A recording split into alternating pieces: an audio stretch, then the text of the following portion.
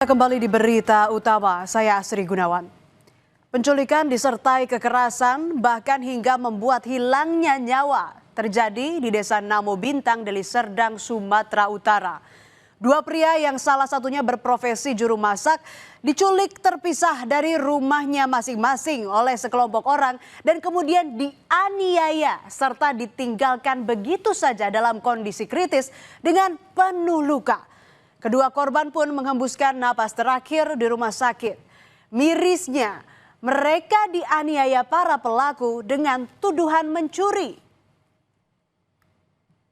Ditinggalkan ada 4 orang perempuan semua.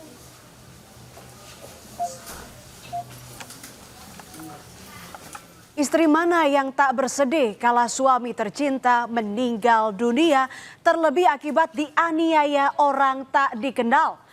Adiba Asma, istri Reza Fahlevi, salah satu korban penganiayaan, tak kuasa menahan kesedihan. Ia ingat betul kejadian di Jumat 21 November lalu. Pintu rumahnya diketuk keras membuat Reza suaminya keluar dari kamar. Asma pun menyusul ke teras, tetapi Reza sudah terlanjur dinaikkan ke atas sepeda motor dengan posisi diapit pengemudi dan satu orang yang dibonceng. Adiba sempat berteriak menanyakan kemana suaminya dibawa. Para pelaku hanya menjawab Reza tidak akan diapa-apakan.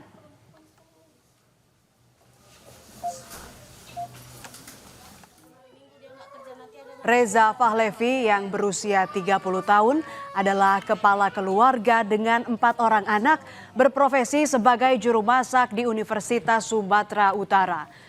Kini tulang punggung keluarga itu sudah pergi selamanya. Selama 3 tahun terakhir, Reza bekerja sebagai juru masak di Temu Tengah Universitas Sumatera Utara, mulai jam 7 pagi sampai 7 malam. Sementara Adiba bekerja sebagai juru masak di dapur MBG Namo Bintang. Adiba sang istri kembali menceritakan betapa cemasnya ia melihat suaminya Reza dijemput paksa 4 orang tak dikenal. Bersama mertuanya, Adiba meminjam sepeda motor tetangga untuk mengejar pelaku, namun kehilangan jejak. Adiba pun meminta bantuan kepala dusun untuk mencari Reza. Sekitar 2 jam kemudian, Adiba mendapat kabar suaminya ditemukan dan dibawa ke Rumah Sakit Umum Pancur Batu. Sesampainya di rumah sakit, Adiba menangis histeris seketika melihat suaminya sudah dalam kondisi meninggal dengan luka-luka di sekujur tubuh. Menurut kepala dusun yang menemukan, Reza menyebut ia dituduh mencuri oleh para pelaku penganiayaan. Reza berulang kali mengatakan tidak pernah mencuri dalam perjalanan ke rumah sakit. Lokasi ke rumah sakit itu sempat ngomong ke Dia sempat juga bilang ke Bang Pitrak bahwasannya aku nggak salah Bang, aku dipitnah katanya kayak gitu sama Kadus. Ya itu sepupu dia sendiri. Masih dipitnah soal ini, soal katanya dia bahwasannya dia itu bongkar rumah ikut nyuri. Tidak hanya Reza, korban penculikan dan penganiayaan. Seorang pemuda 17 tahun bernama Yakub juga dijemput paksa dan dianiaya. Siti, ibu Yakub, tak kuasa menahan tangis mengetahui anaknya meninggal dunia setelah dianiaya orang tak dikenal. Siti merasa sangat kehilangan.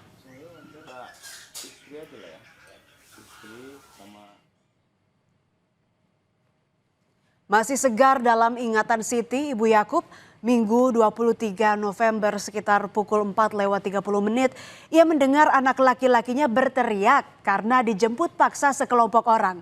Tetapi Siti tak sempat mengejar anaknya yang dibawa pergi menggunakan motor. Siti pun menunggu di rumah berharap putranya segera kembali, tetapi kabar duka yang ia peroleh. Berarti dia dijemput paksa ya Bu ya? Iya, jerit-jerit dia kok. Kalau nggak dijemput paksa kan dibawanya selapnya. Mana mungkin dia mau jalan kaki kalau pergi-pergi. Nah setelah itu ibu kemana? Ya merenung lah aku di situ duduk, aku nunggu dia lewat, gak lewat aku nampak. Udah jam 4, jam 5 pagi udah lah aku beraktivitas mau ke pajak. Pokoknya jam setengah 8, jam 7 lewat, kenapa motor polisi itu? Para pelaku awalnya menjemput paksa Yakub, lalu Reza yang kemudian dibawa ke dusun 7 Namo Bintang yang menjadi lokasi penganiayaan. Reza dan Yakub difitnah sebagai pelaku pencurian di sebuah rumah. Mereka dituduh mencuri uang senilai 2,3 juta rupiah dan ponsel milik orang tua salah satu pelaku penganiayaan. Kepala Dusun 2 Sumberingin yang masih sepupu Reza diminta keluarga untuk mencari Reza dan Yakub. Keduanya ditemukan dalam kondisi sekarat di sebuah kebun di Dusun 7.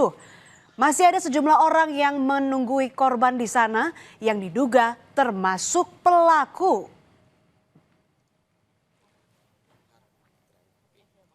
Kedua korban, Reza dan Yakub yang ditemukan masih hidup kemudian dibawa ke Rumah Sakit Umum Pancur Batu. Tetapi tidak lama berselang, keduanya tak bisa bertahan dan dinyatakan meninggal dunia. Nah, kami dapati korban udah tergeletak di tanah. Sama ada beberapa orang lah di situ yang mungkin pelaku di situlah gitu. Karena rame juga posisi di situ kan. Terus sampai sana juga saya tanyai kedua korban. Mereka memang mengakuin. Kalau si Jakob memang mengakuin, memang benar Pak saya yang ambil katanya gitu. Cuman barang bukti nggak ada sama saya katanya gitu kan. Terus kalau si Reza aku nggak ikut bang. Aku hanya dipitnah. Itulah kata si Reza.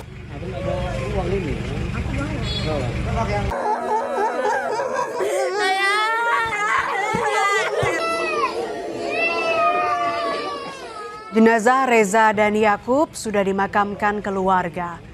Adiba, istri Reza, meyakini suaminya tak terlibat dalam pencurian seperti yang dituduhkan pelaku penganiayaan. 5 hari sejak kepergian suaminya, Adiba masih belum bisa berlapang dada, ditambah kini harus menghidupi keempat anaknya sendiri.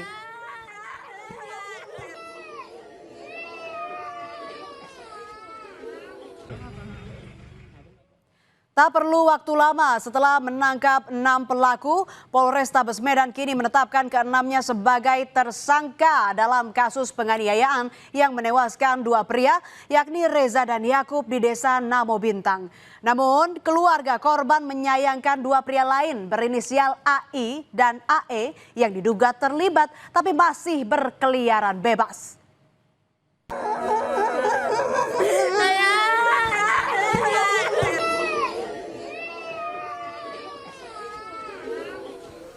Polisi masih belum menjelaskan motif ke-6 tersangka. Tetapi yang jelas, kedua korban dituduh para pelaku mencuri uang 2,3 juta rupiah dan ponsel orang tua salah satu pelaku di rumahnya. Itulah kerjakan menangkap.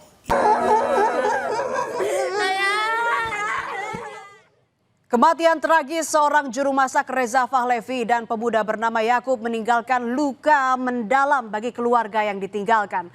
Keduanya dituduh mencuri dan berujung pada penjemputan paksa dan penganiayaan. Peristiwa itu menjadi pengingat betapa pentingnya menahan diri untuk tidak main hakim sendiri, bahwa nyawa manusia jauh lebih berharga dari apapun.